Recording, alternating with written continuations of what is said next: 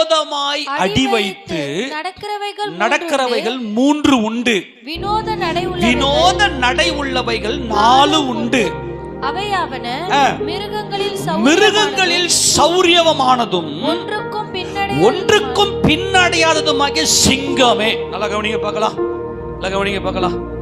கர்த்தர் சொல்றாரு, சிங்க குட்டிகள் கூட தாழ்ச்சி அடைந்து பட்டினியா இருக்குமாம். ஆனால் கர்த்தரை தேடுகிறவர்களுக்கு ஒரு நன்மையோ, சொல்லுங்க, ஒரு நன்மையோ, அவன் மனசுக்குள்ள அவ்வளவு சமாதானத்தை என் தேவன் கொடுக்கிறார். அல்லேலூயா சொல்லுவோமா? ஆனா இன்னைக்கு உன் மனசுல சமாதானமா இருக்கிறியா? உன் புருஷனை நினைச்சா சமாதானமா இருக்குதா? சந்தேகம் வருதா? உன் மனைவியை நினைச்சா சமாதானமா இருக்குதா? சந்தேகம் வருதா? இன்னைக்கு உன் வருமானத்தை நினைச்சா பயமா இருக்குது. உன் வருமானத்தை நினைச்சா பயமா இருக்குது.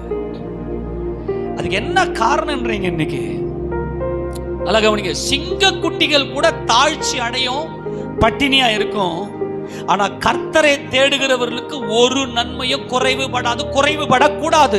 அவன் மனசுக்குள்ள சமாதானமா இருக்கணும்.